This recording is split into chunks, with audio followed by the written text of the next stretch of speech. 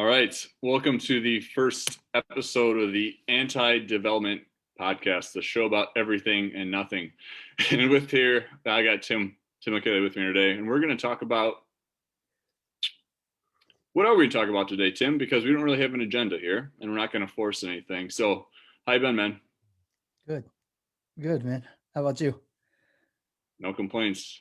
Yeah. So, what's been going on in your world lately, based off of some observations that you've seen in the online space, and some It insights depends on around what that? online space you're talking about. Are we talking about the online political outrage sphere, the online business coach coaching business coaches to coach business coaches on marketing sphere, or yeah, there's a lot of online spheres to be talking about, huh? Yeah, but it all seems to kind of come from the same place, right? It's like this place of fear and anger and rage and projection, and everybody's wrong except for me. Yeah, absolutely. We're all just arguing with ourselves, really. Hmm.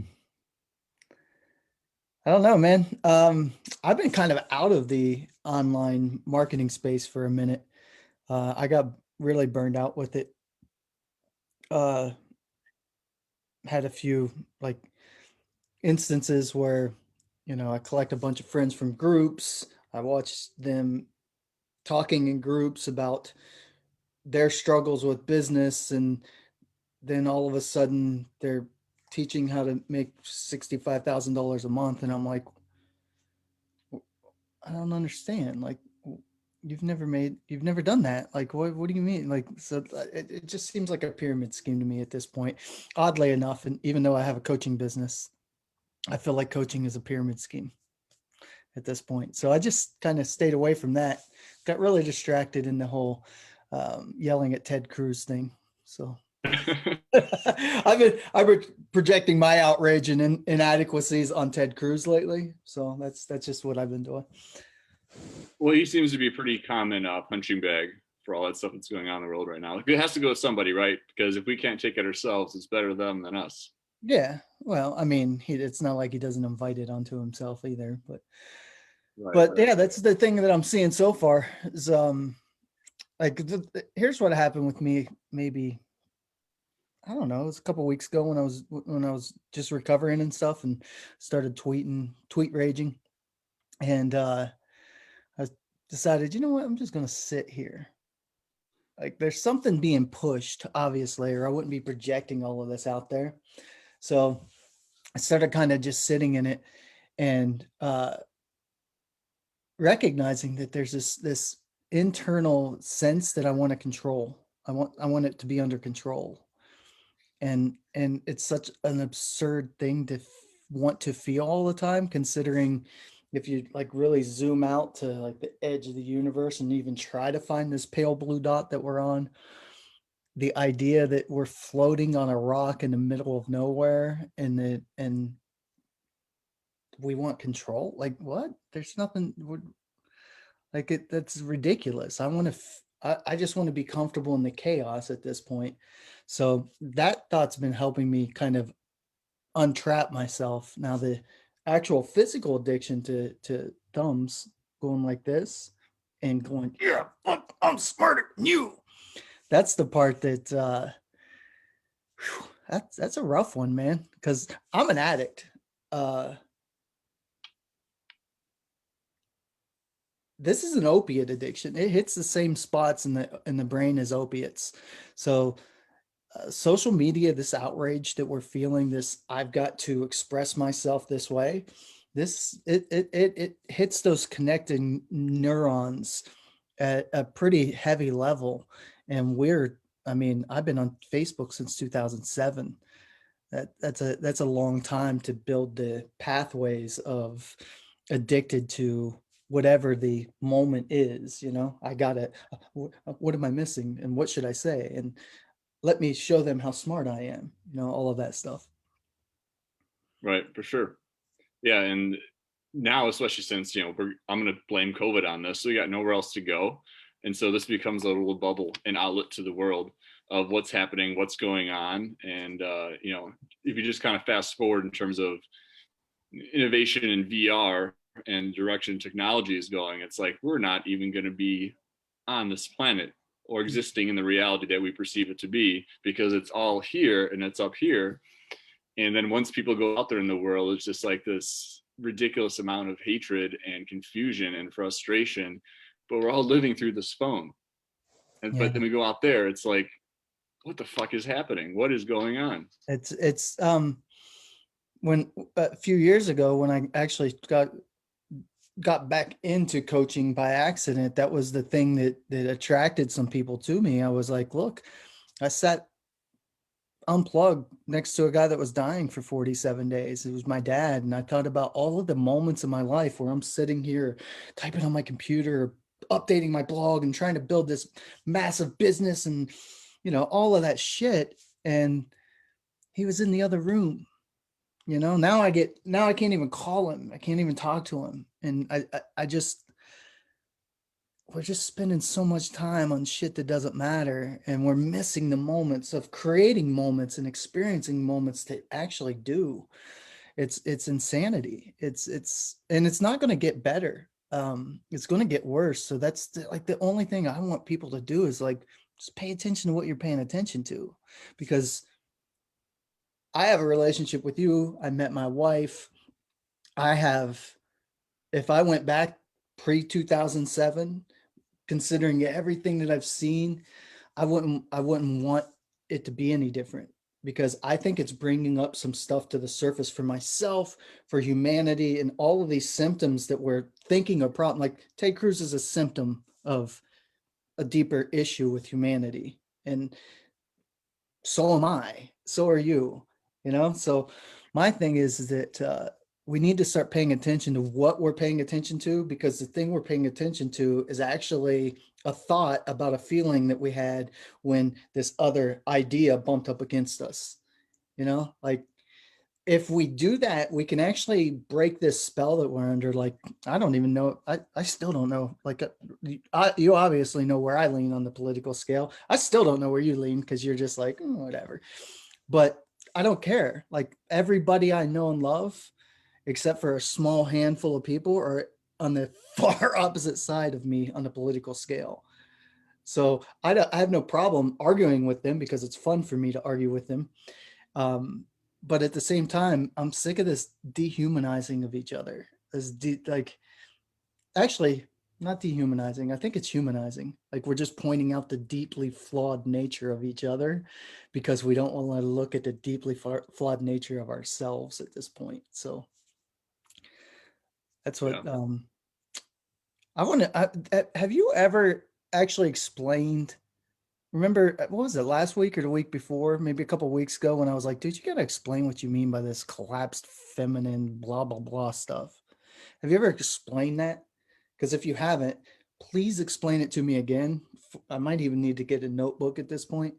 But I really feel like people that are following you need to understand what you mean by that, because that actually, I don't know how long ago the conversation was, but I have heard you in my head going, collapsed it. Oh, you're in collapse. You're in collapse mode several times since that conversation, and then tuned in. And within a minute, I went from being scattered, fragmented, to going and just feeling whole and centered.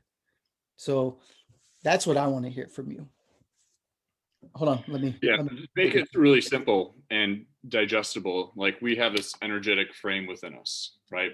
And if we look at a lot of the stuff that's happening in the world and how reactive people are, how triggered they get, how everything becomes like a big deal and we blow up, all this heavy negative emotional baggage and shit that we carry collapses our frame.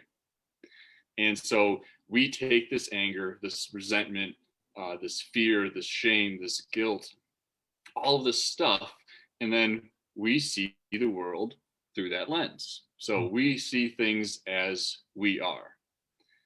And when we're in this state of like high attachment, high bullshit self narrative, always focused on the future and the outcome, and honestly, it's mostly a lot of fear. What's the future going to hold? What's going to happen next? What if? And so we essentially just destroy our position of power in terms of being able to create our life that we want for ourselves because of all this other shit that we're just internalizing and holding on to.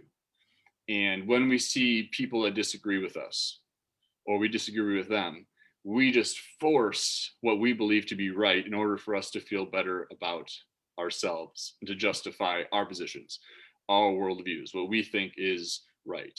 And so you've got tons of people, if we're going to talk politics on both sides of the spectrum, fighting for what they believe is right. But we're not actually allowing them to believe it because it's their right, but we're trying to superimpose our beliefs. And I'm not saying that, we should be like malicious or violent or, create a lot of the stuff that's happening right now, but there's just such a divide in terms of how we see the world. And it's not even based on politics, it's based on ourselves. And there's this idea that we have to, heal as a nation and heal as a collective. Well, it starts with the individual. And if we are moving in this direction and it's going down the shitter, if we try to heal as a nation, it's going to keep going down the shitter faster. And so we look at this from the perspective of everybody in the United States. Well, that's great. But what's happening at a fundamental human level that we're getting to this point in which we are living in such a state of anger and fear? And it's all this repressed emotional shit that we carry about ourselves. And, I could go down the rabbit hole of why this actually happens. But essentially, we don't know who we are. We have ideas of who we think we should be. We have ideas of But as soon as we start thinking those, it's like we get sucked into that stream of consciousness and we lose the actual perspective of self as we're trying to define who we are. That's the craziest part about it, is that once you start, it's like the Tao Te Ching starts out. The Tao that can be described is not the Tao. The you that can be described is an experience that as soon as you start to verbalize it, you lose it. And then if you do verbalize it, now you have something to defend. That's the part that is so tricky for me, is that not only defend against you and what you might be thinking, but I'm constantly defending against other parts of myself. Like, why did you do that? What were you thinking? And blah, blah, blah. And causing this shame spiral to pull me down into this level where then, I need a fix. So I jump on the social media and it delivers to me exactly what I need, which is some dumbass to go, you know what? It's their fault, or they're an idiot. I should tell them what to do because yeah, I don't want to look in the mirror anymore, It's crazy. right. And I agree with you. Like there's a difference. Like me, I'm somebody who believes in the inseparability concept, the oneness. And I'm just going based on what Einstein's saying and theory of relativity is that energy and mass are one thing, time and space are one thing. There's no so when you really look at that mathematical formula and what they were saying is that there actually is no separation.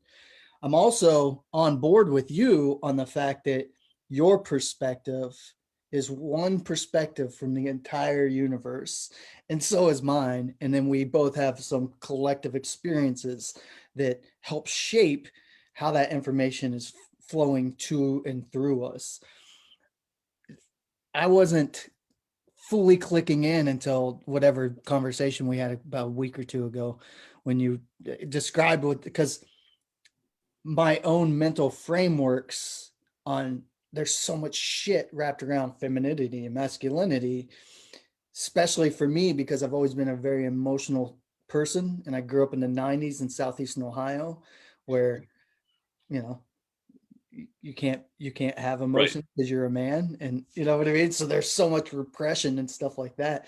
That's the process that I'm trying to unravel as we go, because I'm noticing, like, just the other night, last night, actually, it was just last night, dude, I was one with the universe all day long. And then all of a sudden, I felt it in my hip and in my left leg. I felt this release of tension. And I went into full fight and flight mode. Like I made the dogs get away from me. My wife was like, what just happened? And I was like, I don't know, but I'm fucking pissed. And she goes, about what? And I said, I don't know.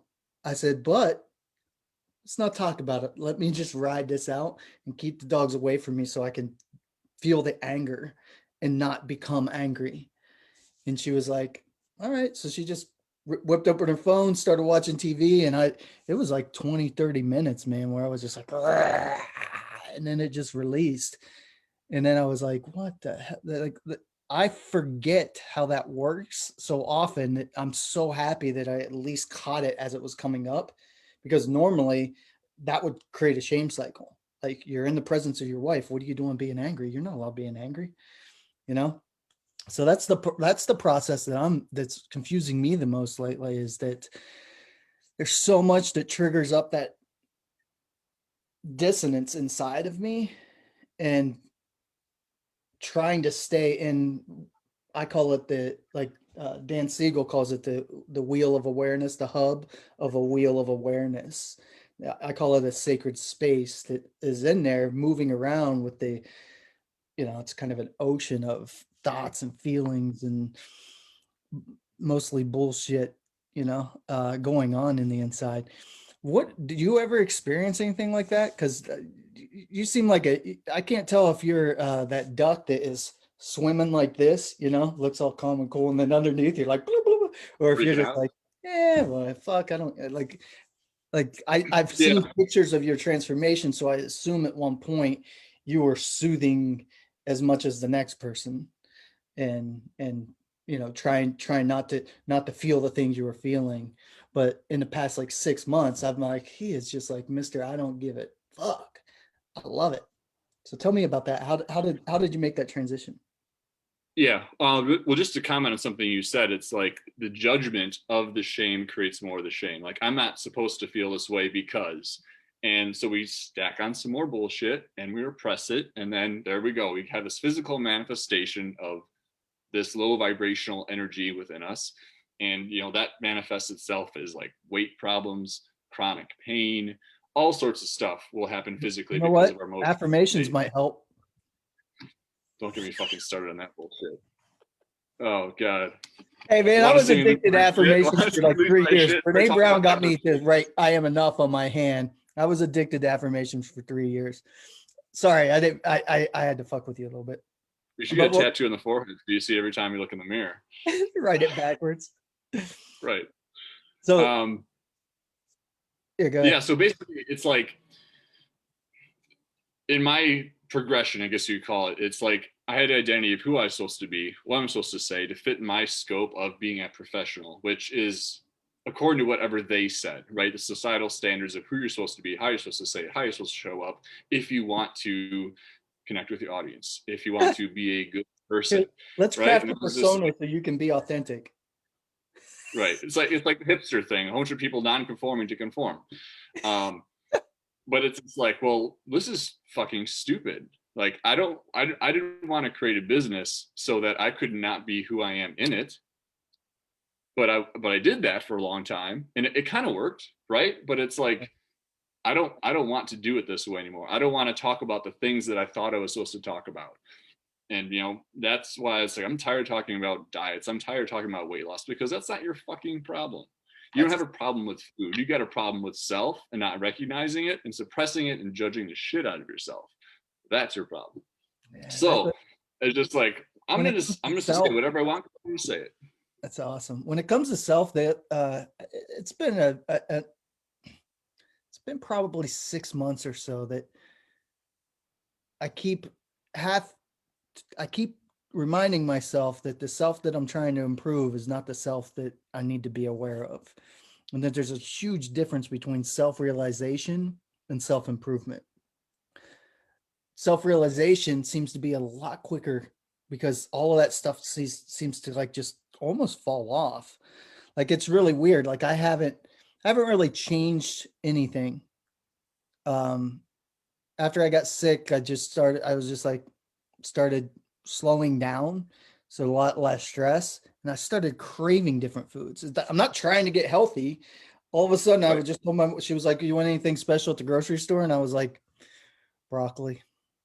And she was like, what? And I was like, I'm just Tofu. going with it. My brain told me I want broccoli, so I'm going to eat broccoli.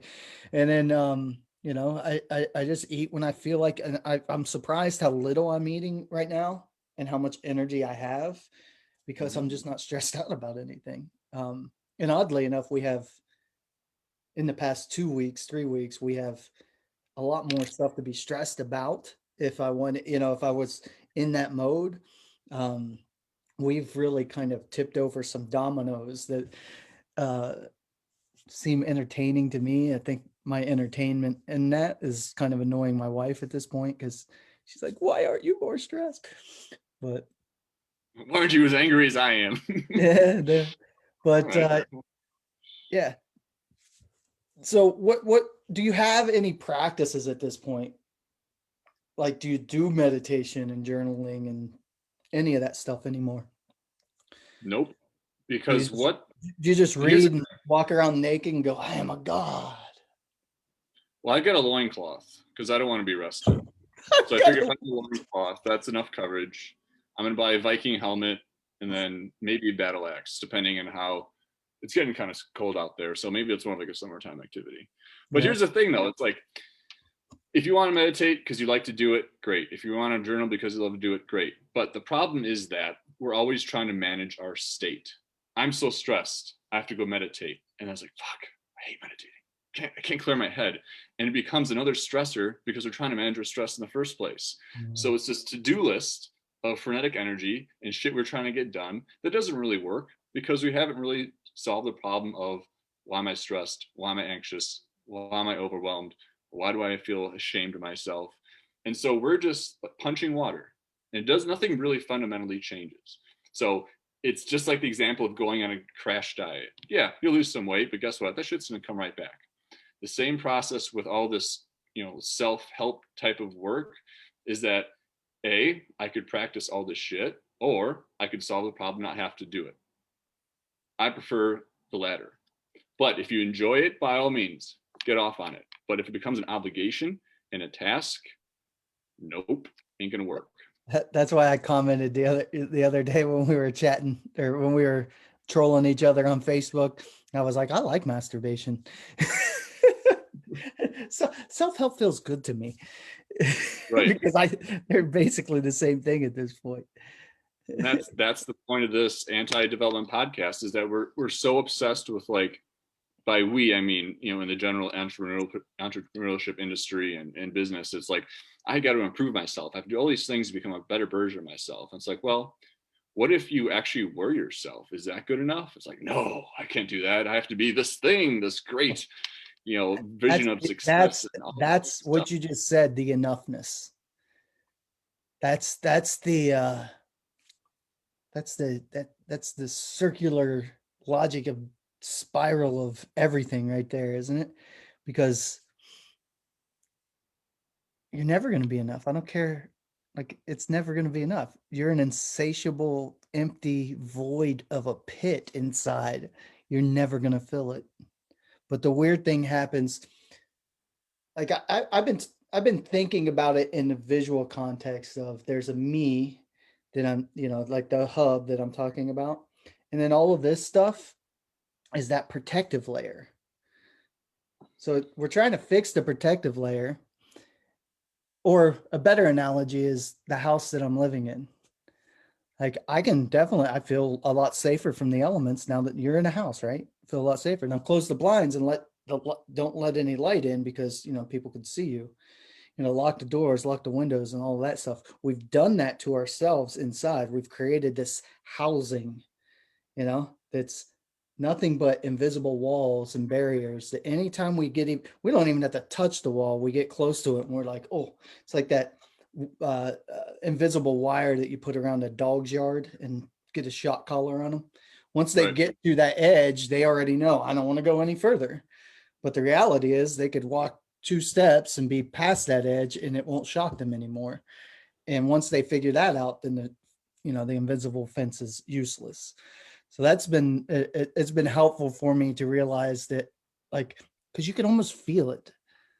Like you can feel this closing of your heart when you get to that edge, and I'm like, wait, so I can either stop here or I can just walk and see how hard this shocks me, and then lean into that. And the funny thing is, once you lean into it and you get past that, that's where you actually are. That's like there is no end of your comfort zone. It's just you get more comfortable being uncomfortable in that, and then you're able to let that go a little bit more. I think it's a process. I'm not nearly as skilled at it as you are at this point, but it's been a fun process for me because I just woke up this morning looking back. Somebody had emailed me something about when she used to, when I was a bartender in Venice Beach in like 2006. Um, Apparently watching me as a sober person 10 bar and everyone always trying to buy me shots and me going, nah, that's just not who I am. And they're like, how can you be an alcoholic behind the bar? And she was like, it kind of made me think, well, wow, do I even need this stuff? To like, what's going on? She ended up getting sober a couple years after we, went on our own separate ways. And we stayed friends on Facebook all these times, or all these years. And after getting 17 years in, apparently it inspired her to let me know that she struggled staying sober for a while. Has tried a few different times, but she's been sober for like 2.5 years now. And she told me that I was kind of the inspiration that started that. And I was like, it's so crazy. Like we forget how there are no real ordinary moments. Like we can come together and just be ourselves and be who we are in that moment. And we don't know what's going to inspire another person to grow, you know?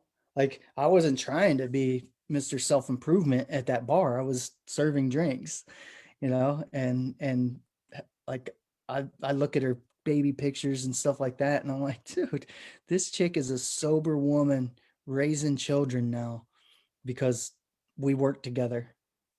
And she thought, I think I can do life differently.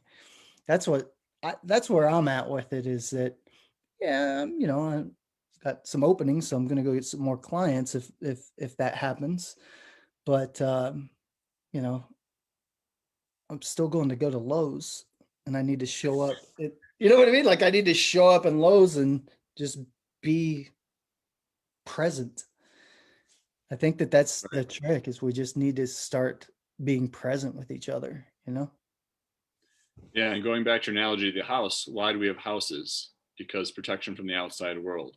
And that's why I wear these masks. And that's why we try to become this idealized version of self, is to be protected, Yeah. right? From judgment, from perceptions of others, or to garner respect, garner admiration, Mm. or these qualities that we may feel like we're lacking. But like you said, I just have to be who I am and let things just happen without needing to create outcomes and be so fixated on them that we're more in that space of authentic resonance, and people can pick up on that, right? It's not Yeah. like I'm not forcing myself to be this person or show up a certain way. I'm just who I am. And that's so much more powerful than the non-present future paced version of myself that I have to be, which is impotent in power. Yeah, I've been that guy for a while. Um, yeah. We all have, right? And that's part of the thing, Well, is it's recognizing that it's it, evolutionary.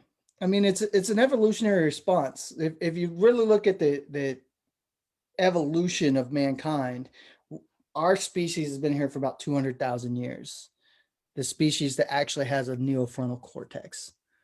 Pre that, we were 5,800,000 years of hominids that weren't apes, ape-like creatures. Our ancestors walked the planet with no verbalization, internal or ways to communicate. And then we started kind of grunting back and forth and building wheels and started really thinking stuff. And then we formed these languages that then created this internal dialogue. And it took us out of the planet. It took us out of all of this up until that point. And actually, even most of the 200,000 years, we were only in tribes of like 150 until I can't even pronounce his name, Hammurabi's code. Until Mhm. that happened, we were only bands of up to 150 because we can't actually socialize and Right. maintain our own sense of identity in large groups. But if we have a collective agreement, laws, constitutions, and stuff like that, then we can actually create our own tribes and live in a compacted area. And I can live in this city environment. You can live in Chicago and we can maneuver. But the problem is that no one realizes that we're allowed to have our tribe of 150 inside another tribe that's inside another tribe and inside another tribe, because everything in the universe is a microcosm of the macro. And if we take each piece of the microcosm, we can live and let live.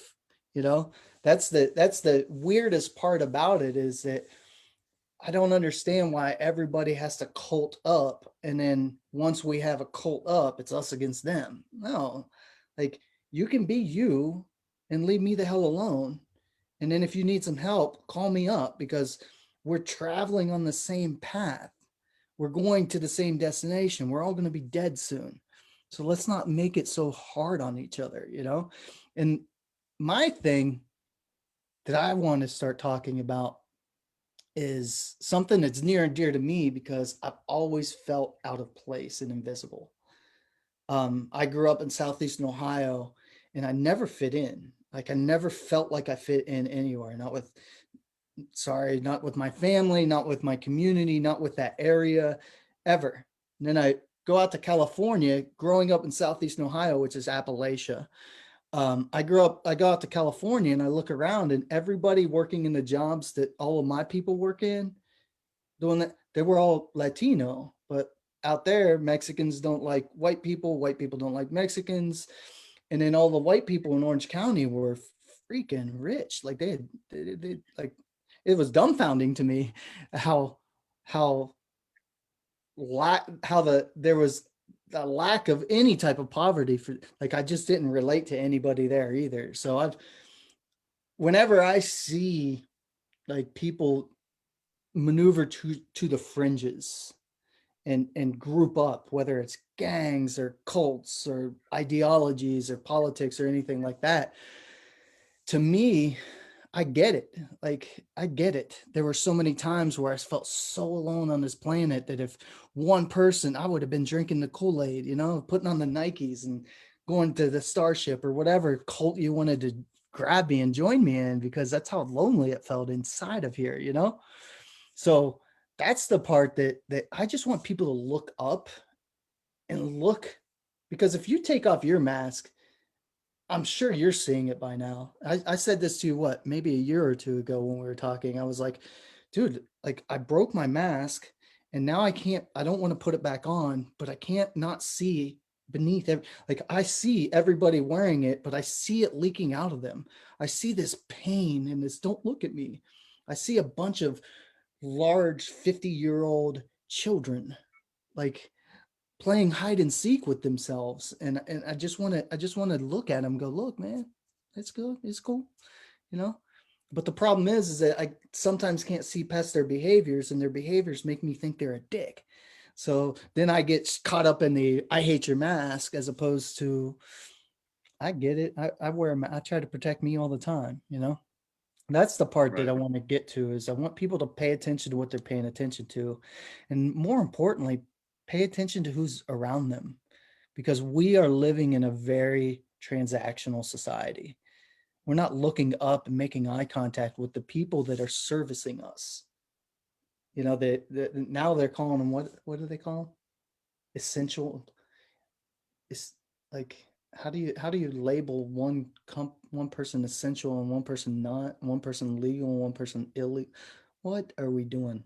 That's the Like, no matter where you are, you can look and there's somebody else having a very human evolutionary experience, and the likelihood of their experience not being nearly as painful as yours is pretty low.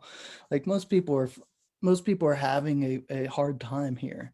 I'm not saying everybody is, because there seems to be some people completely oblivious to the internal angst that I feel, but not nearly as many as I thought. You know what I'm saying? Like I'm not a snowflake. It's not like I'm the only one that wakes up and is like, oh, I hate this body. I hate this person. I wish you would be dead. You know, like who are you? You're worthless. I'm not the only person that feels that inside. So I'm hoping that more people realize that they can lean into that pain of not enoughness and embrace it and let it go. And then once they do, I don't need anything from you. Like, I'm not here to get anything from you. Like, we might be able to exchange some conversation, some value. If you need help with something, I might be able to pitch a hand and you can throw me some money or whatever, you know? But that's not what each conversation should be about. It's about, hey, hi, I see you, you know? Does that make any sense, or Yeah. did I just go off on a Yeah, weird for tangent? sure. And that phrase transactional society, but like we are so dependent on the transaction of other people's energy now too. Whether I need you to validate me based off of what I do, or I need you to tell me I'm wrong so I feel better about being right. And so we need all of this stuff from other people to support whatever we think is true for us. It's crazy. But it's not really done in this way of, under, understanding or compassion or even getting along. It's a matter of you, and I need you, and I need you to support me so that I feel okay about who I am. Even if I feel pissed off, that's great because I got a reason to feel fucking pissed off, and you are the problem. It's Yeah, like, huh, that's how that whose works. game am I playing? Whose game am I playing here? All this other outside noise. It's like, okay, well, let me just slow down a little bit here. What's the common denominator in everybody's experience? Ourselves, because without us, we wouldn't all be here. We can go down the rabbit hole of that, but let's just take personal responsibility for our own experience. And Hey, is what hey, I don't want to take raise up that personal. mug, I raise don't. up that mug. I don't want to take personal responsibility. It's better if it's your problem because then it absolves me. Um, But if you look at it, it's like, all right, I've got some shit going on in my life right now. It's painful. It hurts. I'm confused. I don't know what to do. Great. What is the emotional state that's showing up for me and why is that there? And in my experience, And when did I first feel it? right. And it's like a matter of, okay, what am I telling myself about this? Because our stories will serve us and they always do to an extent. Hmm. Right? Everything that we experience suffering or struggling or hardship, what we tell ourselves about it now, because it's in the past and doesn't exist, serves us to validate the way that we feel and to validate our narrative and to validate us. Mhm. But at some point, it's like trying to traverse against the monkey bars. I'm holding on the ones in the past. I'm holding on the ones at the front. I want to get to the end because I want some fucking ice cream because the ice cream truck is driving by, but I'm not going to let go of this. So it's like, okay, the pain is also in recognizing that who am I without my experience? Who am I without my trauma? Who am I without this thing that I want to hold on to so long because it allows me to justify where I'm at? And that can be scary. Having no Can be. identity, No, not it can can be. That is definitely fucking scary. Like, it can like be. I, that's what I mean when I'm saying it's pretty simple, just not easy because you have to build the capacity to feel the thing that you're going to feel that you've been avoiding feeling since you were 6 years old.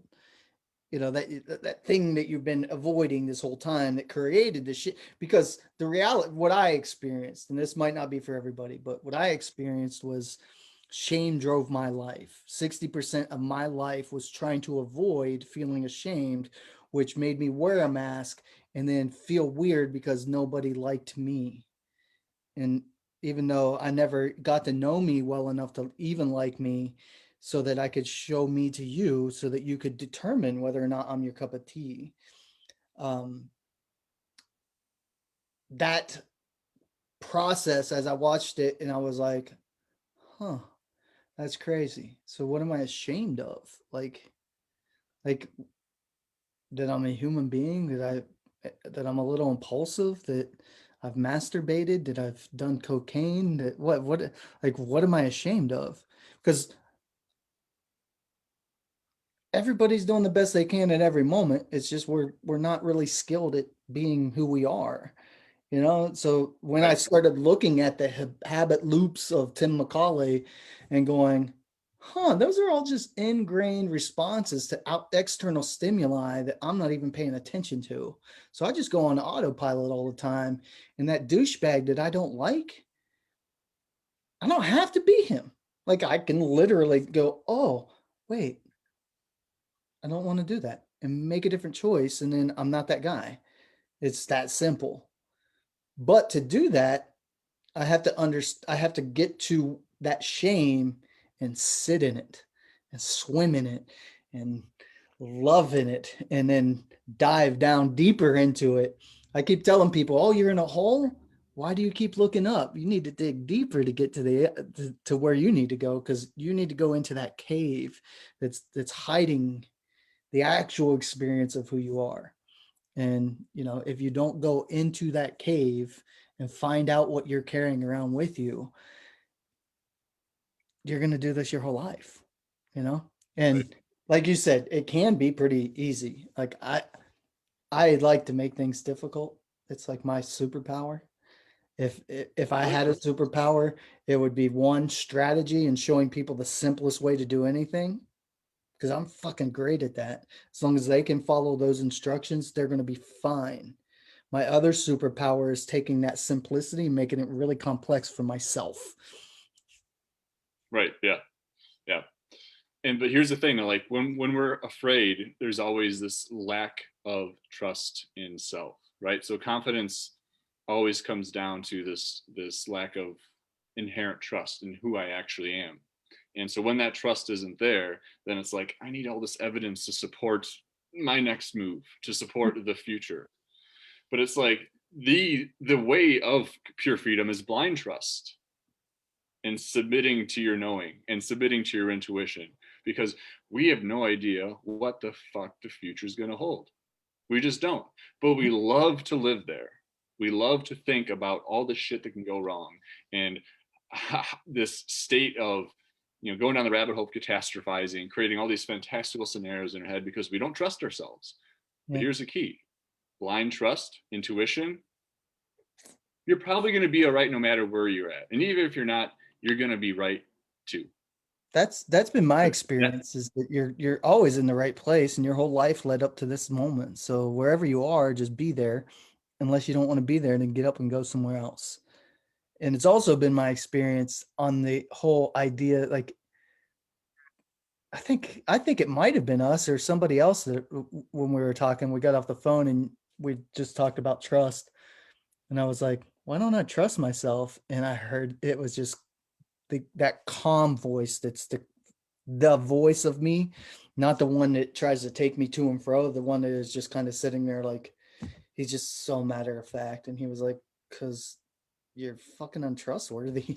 Like you wake up every morning and you make this fucking 30-point to-do list and you don't do any of it. You sit around and play video games and scroll on Facebook like you haven't worked out in 3 weeks. What makes you think I'm going to trust you? Like you're supposed to trust me, dumbass. I'm the one that's trying to lead the show and you keep going off in different directions. Squirrel, you know? So that part was hard for me, actually. That part to just like throw everything out the window and go, okay, calm down, find your center.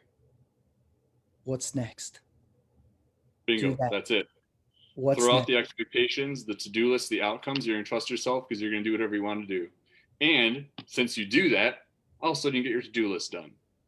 But Uh, here's the problem: not we only create. that, but not only that, but you get 10 times the to-do list done when you Right? don't make a to-do list. It's crazy. I'm so much more Yeah. productive today. Yeah, and that's why I don't have goals. I don't have to-do lists. I don't have tasks. I got nothing. Because I got nothing, I do what I want to do all the time. There's no reason not to trust myself because I am getting it done. Now, when you say that you Simple. have no goals, that's what are you still going to compete in that bodybuilding thing? I'm not sure yet, depending on how I feel. So you're just going to wait Because I until still, the day? Like maybe you a won't, couple weeks before. I just so don't want to feel like shit because the last couple weeks can be brutal, and I just don't want. It's what do you like got to do? You got to dehydrate yourself so much to get to that level of no, uh you just don't eat. You get really tan and greasy, and you don't eat. and you don't eat. Well, just a little bit. It's not so much. It's the dehydration thing is fine. It's just it's a huge mental load and a physical load because you're just putting your body through extreme stress, and it's like, well, what is my intention around this? Is it to prove to myself that I can do something, or you know I I could do think you it? just like Is being it in a speedo in front of people. I do have to order another one. I had blue last time. I think I'm gonna go a little flashier this time. Yeah. Maybe get like a big Texas buckle out in front of it this time. Yeah. But it all comes back down to the intention, right? Like, why am I But doing it? Yeah, I enjoyed the experience and it was kind of twisted, right? Because you have to be. yeah. But if it's going to take away from my quality of life too much, I'm not going to finish it. So that's what I don't like. So you just basically live a lifestyle that 2 weeks before a competition, you could be like, all right, I'm going to go do this competition now. And like, you wouldn't have to start training, like specific training and eating schedule between now and the whole thing. In 2 weeks, you could just shift and go, okay, I'm going to get up on stage naked now. Now, I still have to lose about 20 pounds, but it's not like when I look at goal setting, it's often like being too attached to the outcome, right? And so much of like what's happened in past six life is because I had no attachment to the outcome, and things are happening so much faster and easier, and I'm making more money because I'm just letting the intuition ride what do I want to do next instead of being on this fixed destination and driving towards that because that can be very one dimensional in and of itself. And so if I'm open to all possibilities and trusting myself and my knowing in that, it opens up so many more avenues. Mm. So it's much more about being multidimensional versus being one dimensional and just going with this is my insight, this is my download. Cool, do that. Knowing your yes, but more importantly, knowing your fuck no. And what happens is that we say yes to way too many people, way too many things, and we Way don't too trust many things. ourselves. Right. And when we don't trust ourselves, we don't do the things we want to do in the first place. Mhm. So it's And then all you about get to the end of your listening to day that. after doing nothing that you wanted at the end of the day, we don't understand why we're not feeling fulfilled, which is the whole point of the exercise anyway, is to self-realize and self-actualize so that you can feel fulfilled. But we're living in a completely incongruent state of fulfillment because we get to the end of the day looking back going, oh, I didn't do this, I didn't do that, and blah blah blah, this, that, and the other. Yeah, okay. I get it. But here's the problem. We're placing conditions on fulfillment. I need to do this in order to feel a certain way. Yeah. And that's fucking ridiculous, right? It's like I need to make 30K a month in order to feel successful. No, you can feel successful, whatever that means to you, right now. You can be fulfilled right now. You can feel everything you possibly want to feel right now once you have knowing of self. But we Yeah. place all of these expectations and conditions on ourselves in order to feel this way. And we're chasing this hedonic treadmill that leads to burnout and apathy and frustration. And fuck, my life sucks. Yeah. All Well, right. that's what that when we started the conversation out, that's what I was talking about, is that there's a difference between self-improvement, which we set goals for self-improvement, set those stretch goals, do those things, but that's not the part of us that is actually watching the whole show. Right. Self-realization actually just lends itself to the feelings that we think that self-improvement will make in us. And then Right. once we just like what's a what's abundance feel, what's success feel like, I mean, shit, if you've lived this long and you've never felt it, then that's one thing, but everybody's felt that. Like, I finished a marathon, I never thought I'd be able to do that. The first time I dropped into a wave, the day that I got married, like, I can viscerally feel those moments right now. That's one thing I always go back to, uh, Einstein's theory. Like, just the difference between what I do when I'm goal setting now and what I used to do is I used to go into my mind and create this thing and tweak it and change the colors and make it all perfect and then never actually go to it. Now what I'm doing, just like I did when I thought that you saw that, I don't know if you saw it, but I felt it when I was like, and when I got married, like, there's just a difference when I'm thinking of that moment of my life. Like, I never thought I'd get married, and then I'm standing there face to face with her. crying because I'm that guy, and just open. So just like I remembered that day nearly 8 years ago, instead of projecting what I want to happen in the past, I'm trying to remember the future as opposed to create the future. And I firmly believe that we can actually do that. That if we just sit still long enough and allow the future to come to us, that's what actually creates the will that moves inside of us that we're supposed to be following instead of our egoic will, because that is very linear, you know? Like they Right. always do these studies on willpower, and I'm like, that's not willpower. That's a different thing. The willpower that you need to be paying attention to is a universal source of will inside you that needs you to tune into it. And Exactly. yeah, Yeah.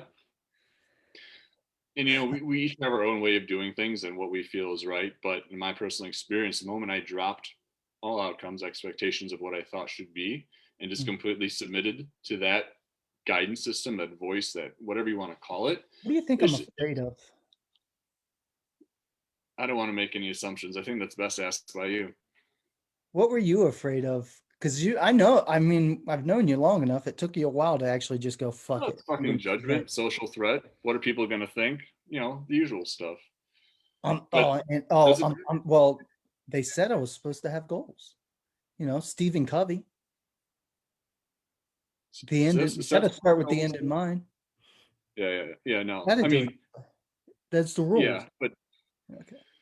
that exactly. That's what they said to do. So it's really a matter of destroying all these illusions, expectations, belief model structure of what you think is right, and completely surrendering to your knowing, or submitting to your knowing and what you want to do. Because we're we're so caught up in doing what we think is right based off what other people have told us. And that may work for them, but is it what I want for me? Yeah. And then we have the square peg in the round hole challenge of trying to make shit fit that doesn't fit and doesn't feel right. Doesn't feel right. We burn it all down. Yeah. That's it right there. That's it. I love it. I love talking to you, man. I love talking to you. I can't wait to actually watch this and see if it's as valuable. Like I always wonder sometimes, because when I was younger, I was a big pothead and we used to smoke weed. We did hey man, we should record these conversations sometimes. And then Yep. I never really wanted to record conversations again after that, because I was like, dude, we are fucking weird. Like that weed. It seemed like a good idea I at the don't know if we time. should be smoking that stuff anymore, because that makes us stupid. So I don't know if these conversations come off like that or not, but I Doesn't definitely, matter. yeah, no, it doesn't. Like I don't, yeah, but I definitely feel like, yeah, I feel like this is that next layer for me. Definitely, that's the part that I'm struggling with the most, is just complete like surrender. Um, and the funny thing is that I've done it several times. You've seen me do it several times before, where I'm just like, fuck it, I don't care, and then boom, everything starts to fall into place, and I'm like, for instance, with my wife, I did all of this stuff. Built the avatar, built a perfect relationship in my brain, blah blah blah, this, that, and the other. So much better than I could have imagined. And that's what I've experienced in every aspect of everything I've ever wanted and tried to strive for. That when I got there, I'm so shitty at imagining what it's actually like. And Right. it generally is so much better than I could have imagined it, because I wasn't even able to access those feelings at that time. And like you said, it's not that I wasn't able to access those feelings, as I was refusing to access those feelings. And had I accessed those feelings, it probably would have happened without the resistance, you know, Right. that infinite, mysterious force in the universe that makes us resist who we actually are so that we can be who everyone else wants us to be. I think that'd be a good topic for the next call. What Yeah. is fear? What am I actually scared of? Because I got to bounce. All right, man. But Well, um, I'm not gonna remember what the topic is for the next call, so you just we just start a conversation again next time. I don't want to try to prepare. If we're gonna do this, I don't want to try to prepare anything or try to That's all right. make myself look good or anything like that. All right. Yeah, we don't want to do that. All We right, don't want to man. do that. Love your Have a good face. one, man. Take it easy. See ya. Bye.